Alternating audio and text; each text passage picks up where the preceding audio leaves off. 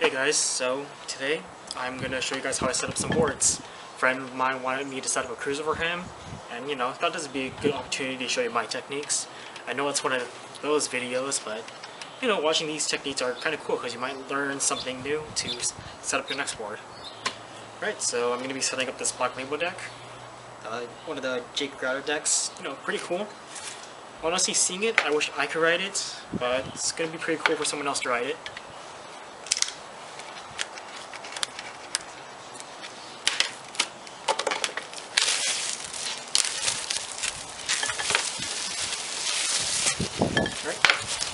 Alright, so I don't actually take the sticker off, that warning sticker, because it really doesn't matter. It doesn't affect the grip or how the grip tip sticks to the deck at all. It's a purely aesthetic choice, but no one's really going to see it. So, there's no real point of removing the sticker unless you really want to. Now, usually I would do some sort of grip tape job design, like cutouts or whatever, but since this isn't going to be my board, we're going to keep it just plain and simple, and they can paint on it if they want.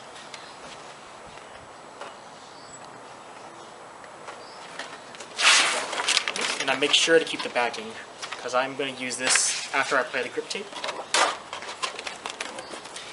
Just kind of measure it right above it, and then put it down gently, middle first.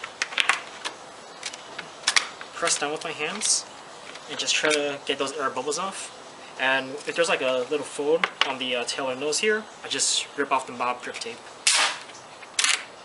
That's really why I like using Mob, because that adhesive isn't really as sticky as Jessup.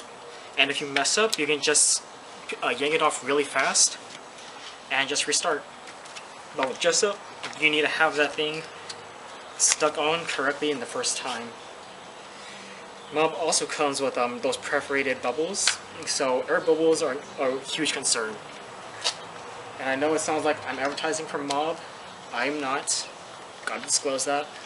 But that's just what I choose to ride. If I have to stick with Jessup though, then so be it. Now after that's done, I put that backing on the grip tape and just rub it out a few times, Just really make sure that the grip tape is stuck on there and that I get rid of any big air bubbles.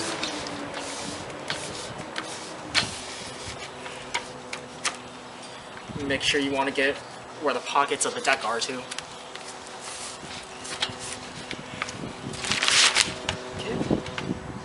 Visually inspect it, make sure I got everything down. After that, it's time to file and cut. Okay, so I just got a normal T-tool. I'm just going to sand on the edges as best I can.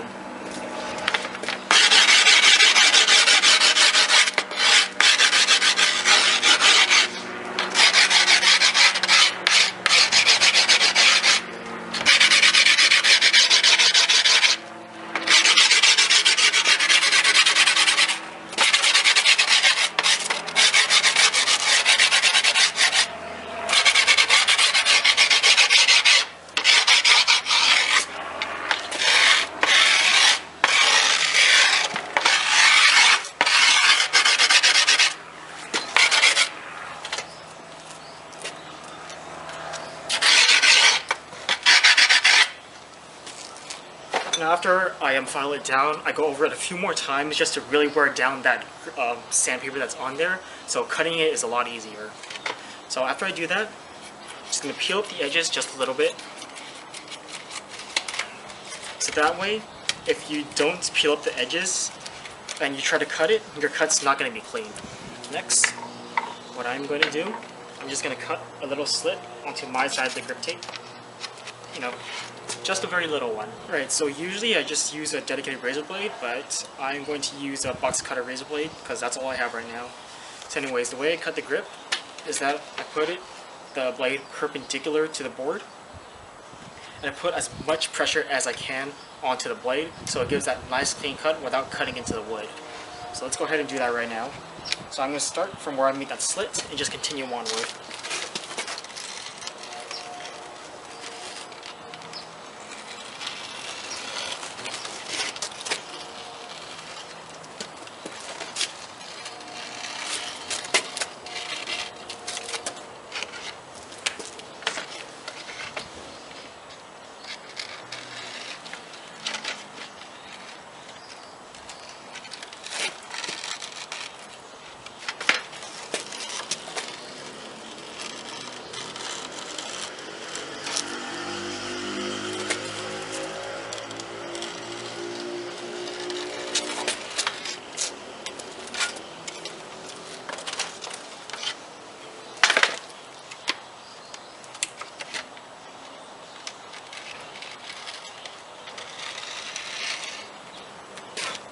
I'm one that does sand down the edges of their grip. I just don't like the possibility of it just peeling up from not skating. Some people don't sand it down, and you know, that's fine. It's all up to you. And I simply just use the backing, the sticky part of the grip tape, just to stick onto my fingers instead of folding it in half.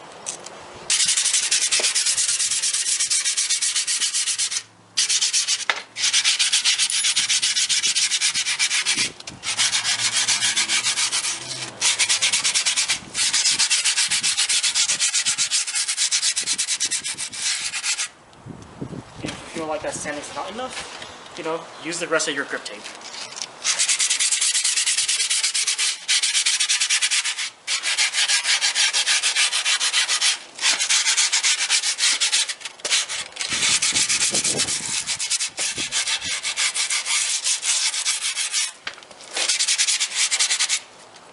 Now that's done.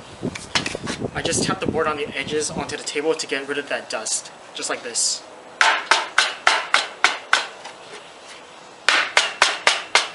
Not sure if that's going to appear on camera, but that was just a lot of grip tape that just came off just now. For the holes, to get out the grip tape holes, when I was still working at my local shop, what I would do is take an awl and just stick it through the ends, and then get like a rounded file that we have, and then just push it back into the new hole.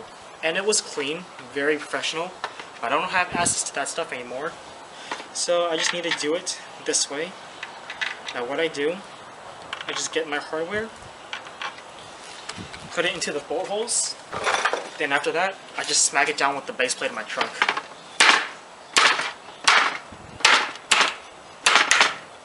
Right. Just like that. After that, I just smack them back out.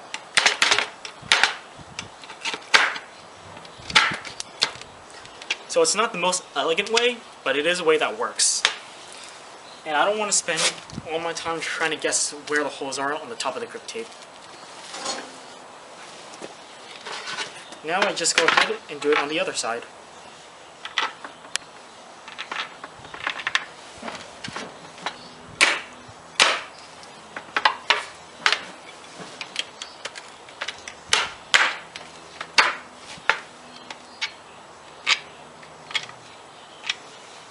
Okay, after that, I think I'm ready to install the trucks.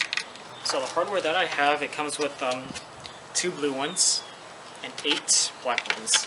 So I think I'm going to use the blue ones for this setup, just to add a little flair and to help my friend show which is the nose and which is the tail.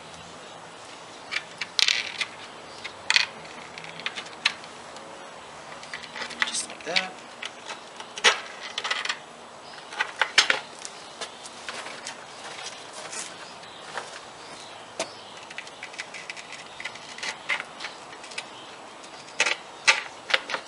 Got some independent riser pads for these independent trucks. Looks like those fit good. And I'm just going to install that there. Alright, so normally I would use a drill if it had, if I had this end, this socket wrench end.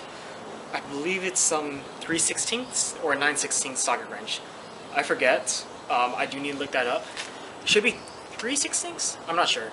Anyways, if you use the screwdriver drill bit to like use a drill to tighten down the hardware, that is like a great way to strip your hardware. That's why if you want to use a drill, you make sure that you get a socket wrench for this end, not a screwdriver bit. I also tighten my hardware in that X pattern, and I tighten it just enough so that the hardware is flush with the top, but not so much that it starts to sink into the board, because that looks really ugly. And I don't know if it's true, but it could also make the hardware much looser and not so secure for the trucks.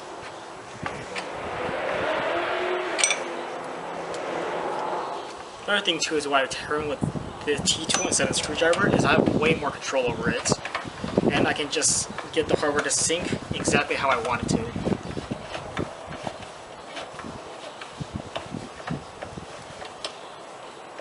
Alright, there we go. Last one for this side.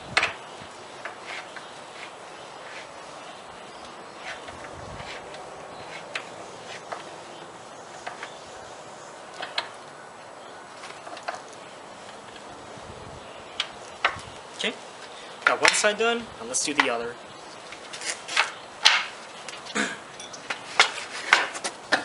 Alright, next, we got the rails. So we're going to put the board on flat. We're going to open them. And I use a combination of both a screwdriver and a drill. Now I know there's going to be a lot of people yelling at me for using a drill to install rails, but I'll show you how to use the drill correctly. Because if you use just the drill, you're doing it wrong. And I also want to say that the Powell rib bones, the rails that I'm going to install right now, best rails that I've ever had. I've never had a problem with actually installing them or actually using them. I would stay away from the pig or enjoy rails just because they're like very, very short instead of tall like a proper rail, and it just really kills the purpose of the rails to help you board slide and all that. So I mean, unless you want low profile rails, then I would just avoid those. The Santa Cruz Creature ones are okay, but sometimes the hardware just doesn't go all the way into the deck even if I use a drill. And these guys have been very consistent with me. So here we go. Make sure that you line them. So you want to make sure that you line up your rails exactly where you want them to be. Right. Kind of windy today, so I hope I don't lose any of these.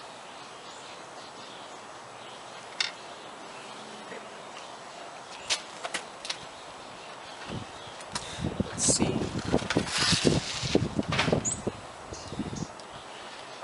That's also why I install the trucks first. Use them as a visual guide to like really make it easier to center your board, center your rails onto the board. Let's see, I think right about there is good enough. So here we go. Start with the middle screw first, and then I use the drill. Make sure it's pointing exactly straight down, and just slowly ease the screw into the deck. Now you don't want to put it all the way like this. Do it little by little, and then make sure that you don't actually put it in all the way, just enough that it is secure, but not completely in.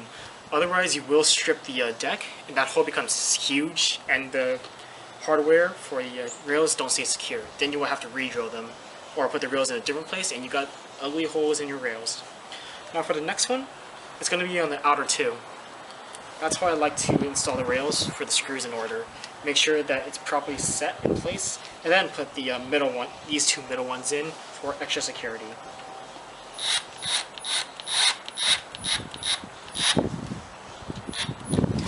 So if the rail starts to lift up as you drill into the rail, don't be scared of that.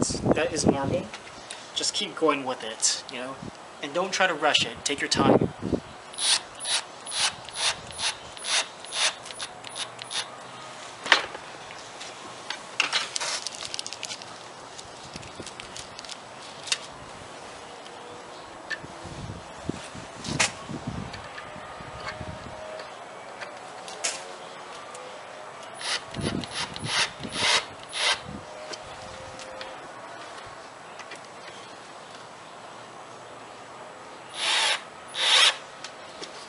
Just like that.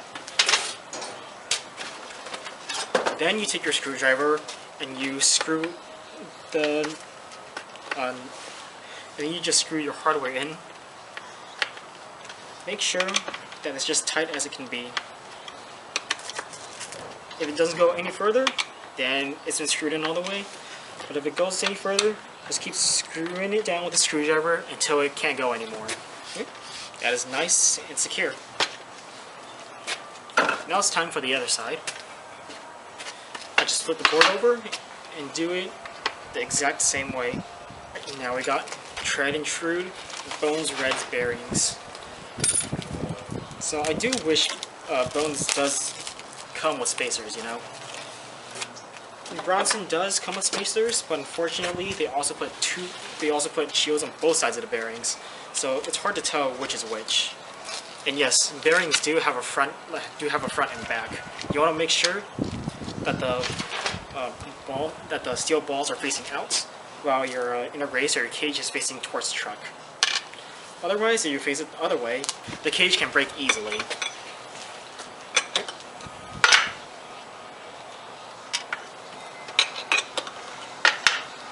So I am a person that does use spacers, and I might install them after I finish this build for this video, but for now, it's okay. Right, so the way I do this is I put 2 bearings facing the same way towards the center of the truck onto each axle. Then, I get these wheels, which, by the way, I didn't know OJ redesigned the Super Juice, the Mini Super Juice. The last car I had was not good. It was an asymmetrical shape, and it chipped very, very fast. Well, these guys are the same shape as the big Super Juice. Well, a little bit asymmetrical, but it's only towards the end of it's only towards the core, so no biggie. Then we're gonna do graphics out, just because, right? So first, I put the graphics towards the end of the board, towards the center of the board. I mean, push it in just like this. Turn them over. Do it again. Yeah, just like that. That's how I install the wheels. Then I'm gonna put these guys on. The washers or speed rings, whatever you guys call them. Then, skate tool, T-tool yet again, just screw that guy on. Just want to make sure that it has a good balance of free spin and jiggle room. So when you're using this T-tool that doesn't have a flared end, you don't want to like push it down all the way, or else you're going to bend that the bearing shield. And when you bend that bearing shield, your wheel's not going to spin. So I think that's good. Now let's do the other side.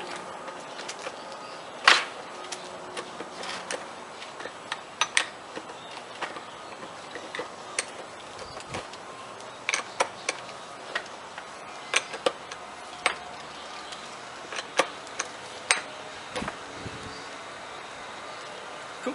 Nice, nice. Now the other end. Cool. Almost done. I've seen it just the trucks. Very, very loose when they come in stock. So you want to tighten it down just a bit. Well, maybe not just a bit, to your liking. But don't tighten it down so much that the bushings get crushed.